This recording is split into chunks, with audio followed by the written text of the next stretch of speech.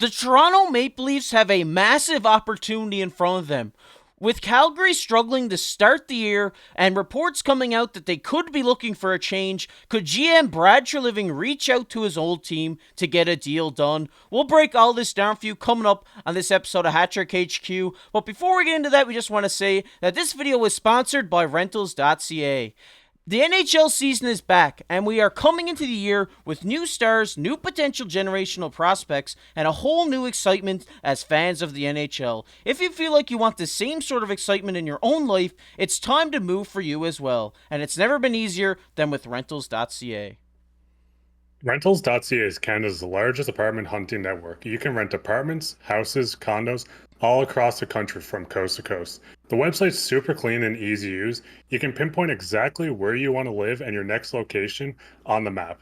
Yeah, Mark, and like we've said here before, a bunch of our friends have actually used Rentals.ca, and it's worked out for them. They found some apartments, found some homes. So if you're looking for a new place, if you're looking to move, make sure to check out the link in the top of the description, and Rentals.ca will get you sorted out. But with that said, let's get right into the first topic of the video today, and that is a massive opportunity for the Leafs. And as we take a look at this tweet from Sportsnet earlier today, they say, all contract talks are now on hold for the Flames organization that may be on the precipice of having to take a radical new approach. And Mark, I mean, this is just crazy that the Flames have so many people expiring coming up this next offseason, and now the contract talks have kind of stopped. It just seems like they're looking to move on, maybe looking to trade some guys. Yeah, the big thing is when you looked into the offseason, a guy I'll bring up now is Hanifin. It seemed like the situation that a lot of their RFAs and UFAs weren't in a rush or weren't really looking to get the new contract signed. It's not that they came out and said, we're not doing it, but it seemed like there was a lot of distance between the team and the player itself just trying to get things to work. So with this, it's kind of strange when you look at the new approach of this could be the situation of maybe the team's like, hey, we'll take a little break, we'll get back to it. But with the recent struggles, it almost makes you think and almost have to look at in the fact that this team might want to sell off a couple guys. Maybe some of these players said, hey, we're not going to return. We obviously don't want to make this public, but we'll start looking for a trade. So you really need to look at this in the sense that Calgary does need to do something. With the current team they have, it's hard to keep running what you have and not getting success without looking at maybe shaking a couple things up. Yeah, definitely. And like we said, there is a lot of expiring contracts coming up for the Calgary Flames this offseason. So we could definitely see them look for a shakeup, maybe try to move some of these guys. And I think this presents the perfect opportunity for the Toronto Maple Leafs to kind of go over that to kind of go for that big shot defenseman that they've been looking for. Yeah, that's a big thing. If you pull up the contracts on the screen now, there's a lot of guys that are currently UFAs. You have a guy like Hanifin, Zadorov. There's a couple defensemen, even Tanev. But when you look at this team in a whole, there's so many guys with long-term deals that are locked up for a long time in Calgary for a lot of money. So the team's stuck in the sense of they can't completely blow this team up, go for a rebuild. And the biggest thing that makes you look at is maybe they just want to do a little shake-up, trade one or two guys, change the back end a bit, maybe change a forward out, maybe two, and then just rerun it back and try to make this team work with having all these guys like Kadri and them locked up for such a long time. Yeah, definitely. And like we said, this presents a massive opportunity for Toronto to kind of go after some of these guys who are expiring, to kind of push them over that hump, to get them into a deep playoff contender or a Stanley Cup contender. And we're just going to take a look at one of these guys here. That is Noah Hanifin. And obviously, Noah Hanifin is a household name in the NHL, has been a great defenseman for many years in Calgary and in Carolina. This season so far, he only has 4 points in 9 games. Last year, he had 38 points in 81 games. But the big thing to look at Hanifin here is he's a great defender. He had 129 blocks last year, a career high, 76 hits, and he had 58 takeaways as well, Mark. This guy is a great defender and someone you'd love to have on the back end of the Toronto Maple Leafs. Yeah, the big thing with Hanifin too, if you take 50% retain coming back from Calgary, I think it's just a tiny bit over 2.4 million. So when the Leafs look at a trade for this, if they were looking to maybe just move one defenseman out of the back end to acquire a guy, you look at someone like Jake McCabe, who's currently making two, you'd obviously have to put in another player, maybe a prospect, a pick, just to get this guy. He's a young defenseman. He's a big guy. He plays the lefty. He's the type of guy that would fit perfectly in the Leafs second line. So you would honestly have to move out, like I said, maybe a guy like Yarncroke, McCabe, Klingberg at half retained, but I can't see them retaining half of Klingberg and sending him out after just signing him. But this is a guy that I would love on the Leafs team. I think he'd fit perfectly on the penalty kill and on the power play too.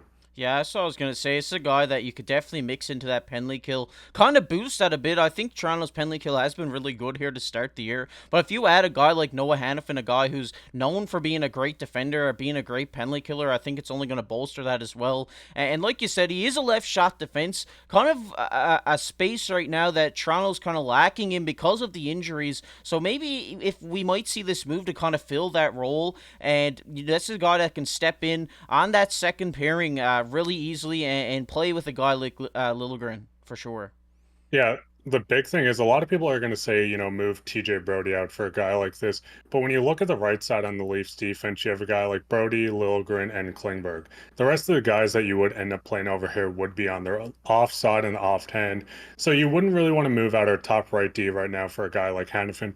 Obviously, you do get a lot from Hanifin. He's a guy that can play pretty much any situation on the ice. He's a guy that can put up points. And if you want to say he's better than Brody, you can do this as well.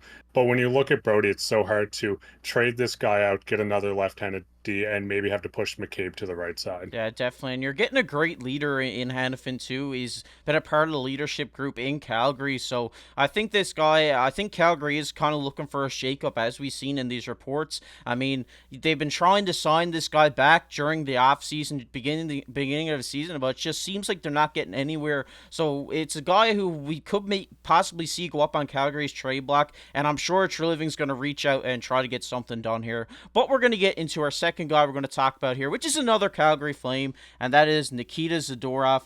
And this is a player that Mark has talked about quite a bit here on the channel. But Zadorov, so far this year in 9 games, he does have 2 points. Last year had 21 points. But the big thing about this guy is he's a great defender, a great physical player as well. He had 174 hits last year with 75 blocks. But Mark, I'm just going to give you the floor here because this is a guy who you've been talking about ever since we started this channel. So I really just want to hear your thoughts on this.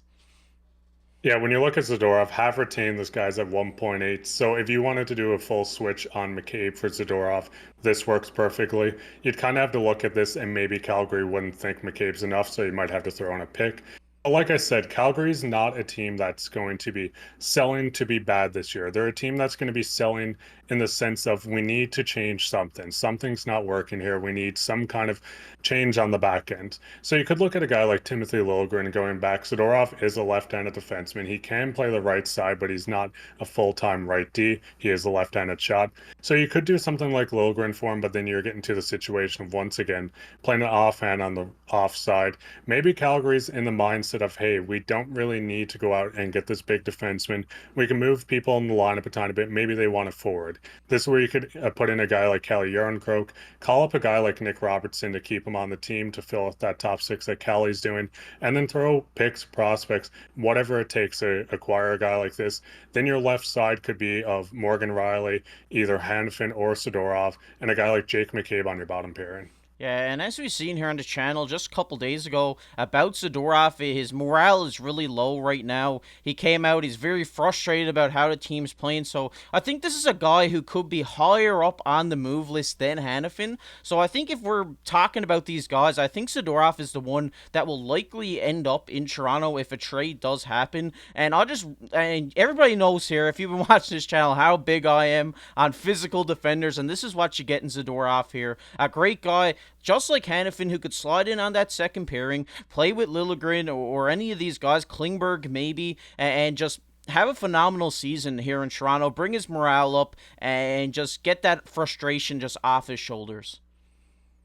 And the big thing is when you look at these guys like Zadorov, Hanifin, these are guys that Brad Treliving has acquired for Calgary. This is what his work when he was a general manager there. So if the league was aware of the situation of, hey, we wanted to move one of these guys to make a change, you know Brad Treliving's going to hop right on this. These are obviously his guys. He brought him into Calgary for a reason. He wanted to bring these guys to Toronto. So if the opportunity opens up, I think he's the first to pounce on it. And I think he's willing to make a big trade to acquire someone like this. Yeah, I definitely have to agree with you. Like you said, they're his players. He knows these guys during his time in Calgary. So I think, like you said, if the opportunity comes up, I think he will jump on it, try to get a deal done. And it'll be really interesting to see what happens in these coming weeks. We might see it soon. We might see it closer to the trade deadline. We don't really know the timetable. You'll have to stay tuned on the Calgary Flames news because right now it just came out shocking, kind of a spooky, eerie thing on Halloween for them to just stop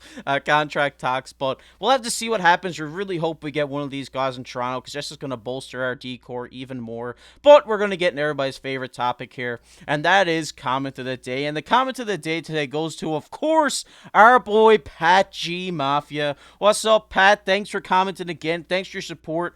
We always appreciate seeing you down there in that comment section. He goes, go Leafs goal. Wool is the starter, but the Leafs will need Sammy to get a top playoff spot. Good show, fellas. As always, shout out to you, Pat G, day one supporter here on the channel. And I couldn't agree more. They need both of these goaltenders to go deep in these playoffs.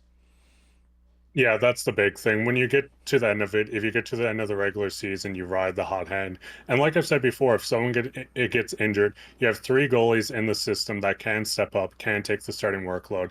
Jones did it last year for the Kraken.